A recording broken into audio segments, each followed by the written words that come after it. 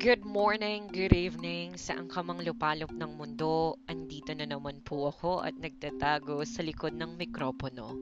At maririnig mo na naman ang Welcome to Podcast Time. Thank you for tuning in at may tatalakay na naman po tayong another trait, episode 3 of Toxic Filipino Trait. Sa pinamagatang, ready? Utang na loob. Feeling ko marami makaka-relate dito. Malito na kayo kung babae o lalaki ang naririnig nyo ngayon. Basta ihanda nyo na ang inyong mga tenga. And let's begin.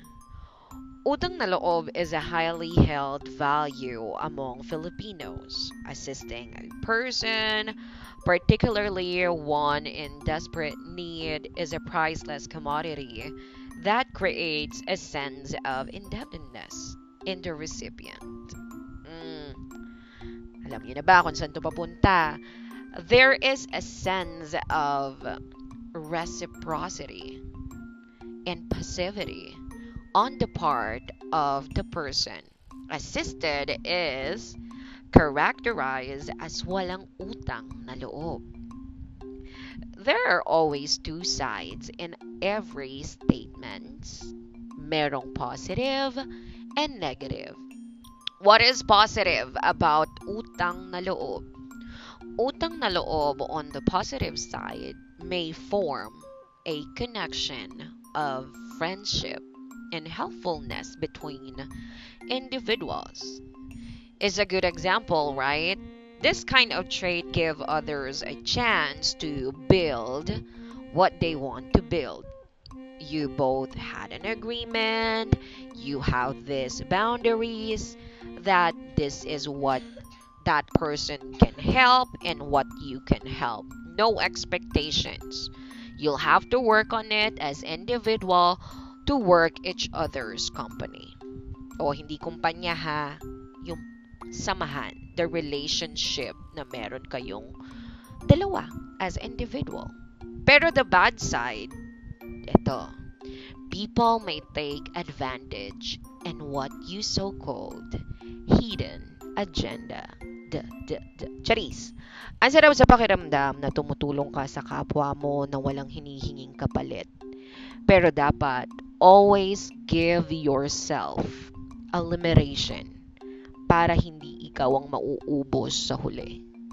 Just my 2 cents. Going back sa utang na loob trait, is utang na loob a toxic trait? While gratitude is a beautiful sentiment, the way it often manifests as a feeling of indebtedness has led to a complex and sometimes toxic social dynamic.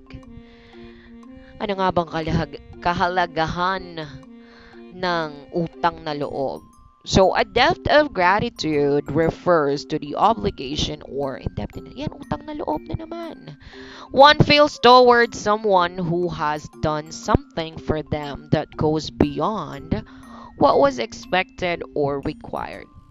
It is a recognition and appreciation of the efforts, sacrifices, or meaningful actions of benefactor. Gratitude helps people feel more positive emotions, relish good experiences, improve their health, deal with adversity, and build strong relationships. And others use this utang na loob as a way of manipulation or manipulating others. At kailangan ibalik mo ng sobra kung ano man ang nagawa niya noon sa'yo. Try to think of it. I met a lot of people with this kind of disgusting trait. You help that person, remember? And dahil tinulungan mo siya noon, may utang na loob na siya ngayon? Ask yourself. Nakakainis kasi yung requirements, the societal norm. Ito ha, magbibigay ako ng example. Siyempre may mga relatives tayo may family. Meron tayong kapamilya na nakaangat-angat sa buhay. May kakayanang pag-aralin ka para may matapos kang degree, para matupad mo ang pangarap mo. Sabihin na natin, the course that you're gonna take is nursing. So, daming pera to be. At madaming utak ang kailangan mong punuan para ma-justify mo na worth it ka. Right? Sinuportahan ka, pinagtapos ka ng pag-aaral. So, nakatapos ka. Pinagtapos ka ng tsuhin mo, ng tiyahin mo, para maging nurse. Nung nakatapos ka na, ito ang eksena.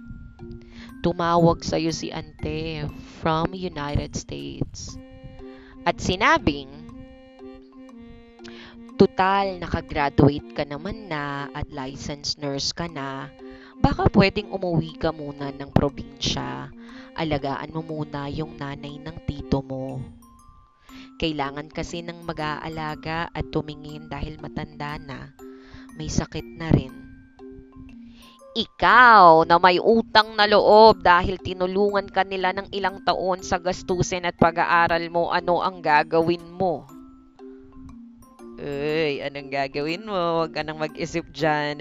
Susunod ka ba kay ante o ipupush mo ang pangarap mo, ituloy kung ano ang tinapos at gusto mo sa buhay mo na walang mag-uutos kung ano ang gagawin mo sa panahon na to? Comment mo kung ano yung naiisip mo ngayon.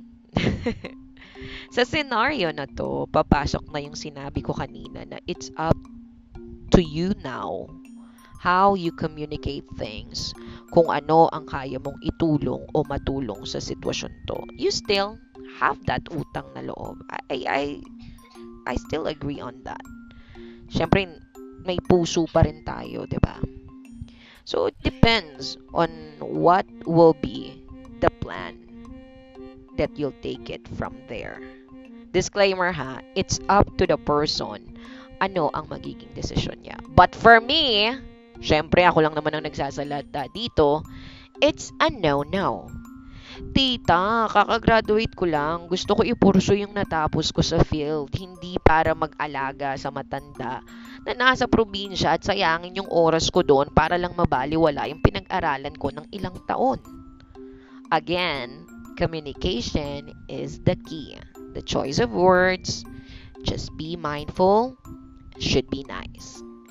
Ito lang yung statement ko to give you a context na hindi mo obligasyon sundin ang isang bagay na hindi mo pinangarap at ginusto. Huwag mong hayaang diktahan ka ng ibang tao na kahit tumulong pa yan sa'yo o kahit kapamilya mo pa yan, ikaw lang ang aabot ng pangarap na gusto mo. Hindi ibang tao, tandaan mo yan.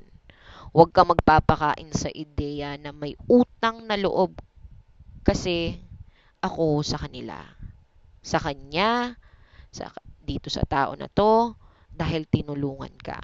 Remember, they helped you and you did your part. Pinakita mo na hindi sayang ang pagtulong nila sa'yo dahil nakapagtapos ka at lisensyado ka. See? This is only based sa scenario natin, okay? Pero you can apply in whatever form the statement sa sitwasyon na pinagdadaanan mo. Sa totoo lang, people tend to see those things where they will benefit. Naniniwala kasi ako na if genuine yung pagtulong mo sa kapwa mo, you support that person all the way. Kung ano man ang tatahakin yan in the future. Nothing personal ha, but that's should be it. It must be. Don't expect things if you did help that person kasi tumulong ka. Period. At bago ko tapusin ang podcast na to, iiwanan kita ng mainit-init na quotes. Ngayon. Ready? When you help somebody, it should be because you genuinely want to without expecting anything in return. Good karma does exist. Trust me. Wag kang malito. Hindi ka santo. Good night.